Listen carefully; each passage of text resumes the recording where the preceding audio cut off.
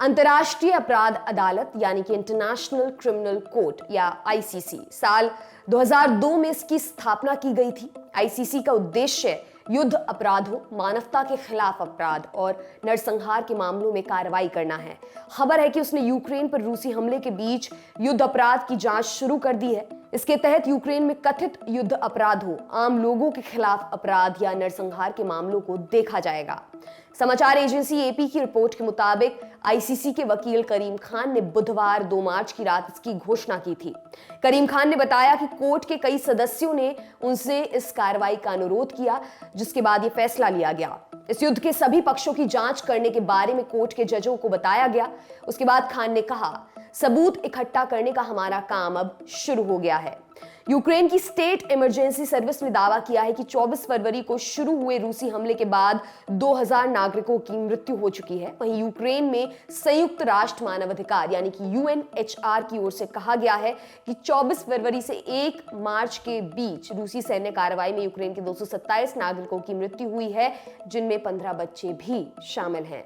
हालांकि यूएनएचआर ने यह भी कहा कि मरने वालों की संख्या इससे कहीं ज्यादा हो सकती है। यूक्रेन के राष्ट्रपति वोलोडिमिर ज़ेलेंस्की ने आबादी वाले इलाकों में मिसाइल हमले के बाद कहा था कि ये रूस का युद्ध अपराध है। ये बयान खार्किव के फ्रीडम स्क्वायर पर रूसी सेना की एयर स्ट्राइक के बाद आया था। बुधवार 2 मार्च को ज़ेलेंस्की ने कहा, वे यानी रूस हमारी राजधानी कीव के बारे में, हमारे इतिहास के बारे में कुछ नहीं जानते हैं, लेकिन वे हमारे इतिहास और हमें मिटाना चाहते हैं। इस तरह का मिसाइल हमला दिखाता है कि रूस में कई लोगों के लिए कीव पूरी तरह से विदेशी जगह है। वॉर क्राइम्स को किसी युद्ध के दौरान मानवाधिकार कानूनों के गंभीर उल्लंघन के तौर पर देखा जाता है। दूसरे विश्व युद्ध के बाद 1949 में जेनेवा कन्वेंशन के दौरान 2 देशों के बीच होने वाले युद्ध के लिए नियम बने थे। इसके तहत किसी देश या उसकी सेना की कार्रवाई के लिए किसी व्यक्ति को जिम्मेदार ठहराया जा सकता है। युद्ध अपराधों की एक लंबी सूची है। आम नागरिकों पर हमला करना, उन्हें बंधक बनाना, टॉर्चर करना, युद्धबंदियों के साथ अमानवीय व्यवहार करना, बच्चों को जबरन युद्ध में धकेलना, जानबूझकर हत्या करना आदि युद्ध अपराध के कुछ उदाहरण हैं। समाचार एजेंसी एपी के मुताबिक ब्रिटेन की विदेश मंत्री लिज ट्रस ने कहा है, रूस की बर्बरतापूर्ण कार्रवाई के लिए अंतर्राष्ट्रीय अपराध अदालत द्वारा जांच की सख्त जरूरत है और ये जरूरी है कि इसके लिए जिम्मेदार लोगों को कटघरे में खड़ा किया जाए। न्याय सुनिश्चित करने के लिए ब्रिटेन सहयोगियों के साथ काम करेगा। राष्ट्रपति व्लादिमीर पुतिन की सैन्य मशीन यूक्रेन के सभी शहरों में नागरिकों को बेरहमी से निशाना बना रही है।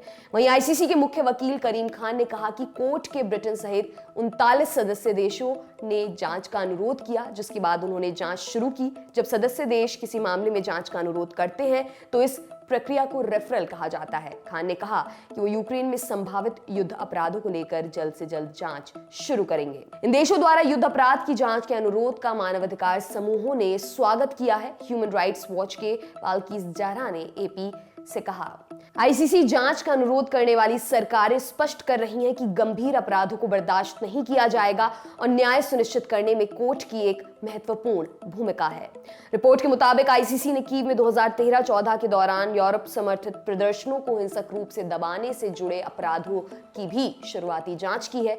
इस प्रदर्शन को तत्कालीन रूस समर्थित सरकार द्वारा दबाया गया था। तब रूस पर क्रीमिया और पूर्वी यूक्रेन में युद्ध अपराध का आरोप लगा था। इन इलाकों में रूस अलगाववादियों को 2014 से समर्थन करता आया है। 2014 में ही रूस ने क्रीमिया पर कब्जा किया था।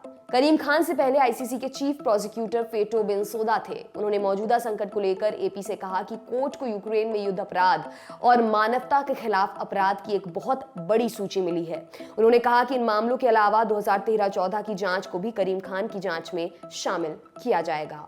आपके लिए खबर लिखी है हमारे साथी साकेत ने। मेरा नाम है दिव्यांशी। देखते रहिए दी लंदन टॉप। शुक्रिया।